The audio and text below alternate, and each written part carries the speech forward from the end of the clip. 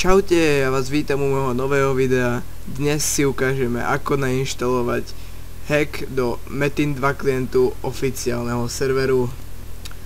Budeme na to potrebovať dve veci, a to samotný hack a taktiež odkopírovaný Metin 2 klient. Takže pustíme sa do toho. Otvoríme si, pôjdeme do tento počítač, lokálny disk, tam kde ste si uložili Game for Life. Pôjdeme do Games, CZE a túto zložku Metin 2 si odkopírujeme na plochu.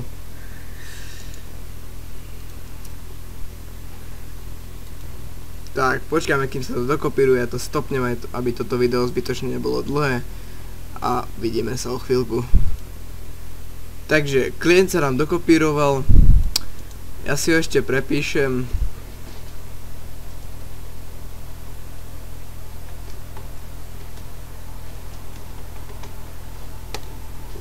Tak, Metin budeme spúšťať cez túto zložku. Čiže keď si tam vložíme ten hack, už nebudete Metin spúšťať normálne cez ikonu, ale cez túto zložku. Preto sme si to tak rozdelili, lebo je lepšie, keď budete mať normálny Metin, originálny, a tu Metin, ktorý bude hacknutý. Takže presníme sa na stránku metin2mod.tk, kde tento hack nájdete. Pôjdeme do metin2mod.pl a tu si vyberieme jeden link na stiahnutie.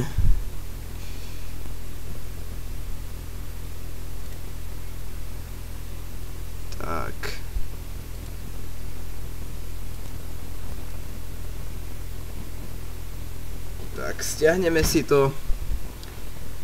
Ja to zase trošku stopnem, zbytočne 20 sekúnd čakať a vidíme sa o chvíľu.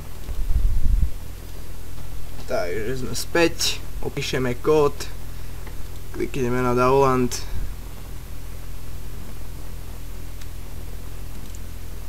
Takže počkáme, kým sa nám to dosťahuje. Tak.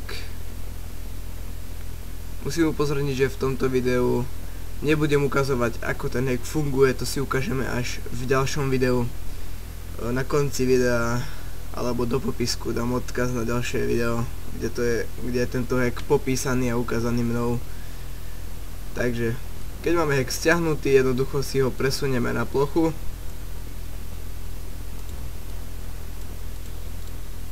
Tak, otvoríme si ho ako administrátor.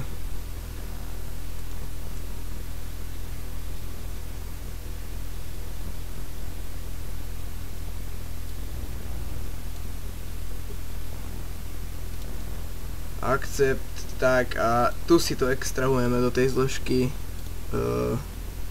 ktorá je na ploche, ktorú sme si odkopírovali. Dáme extrakt. Ja to zasa stopnem, aby sa zbytočne nezdržiaval. Tak. Takže hack sa nám doinštaloval. Teraz už budete hack spúšťať cez túto zložku, čiže Metin 2 launch, a nastavíte si to ešte, aby vám to automaticky, budete to proste spúšťať cez administratora.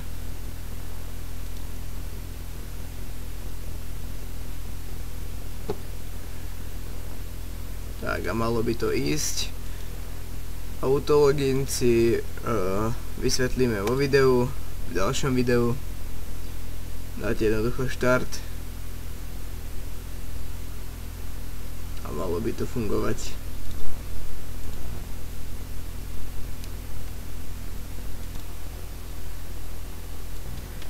Takže launcher sa nám spustil, dáme spustiť hru.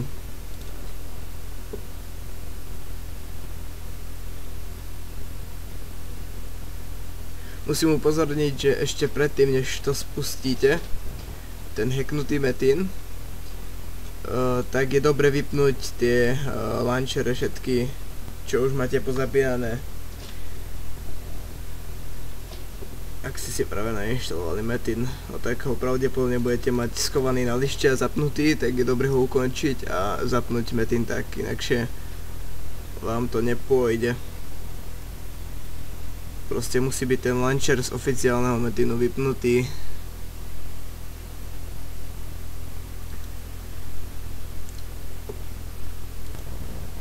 Tak a ako vidíte, tak to funguje. Lišta pridaná, autologin pridaný, tak ukážeme si to v ďalšom videu.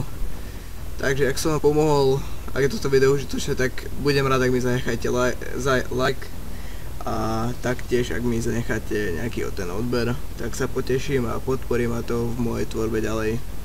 Takže vidíme sa u ďalšieho videa. Čaute.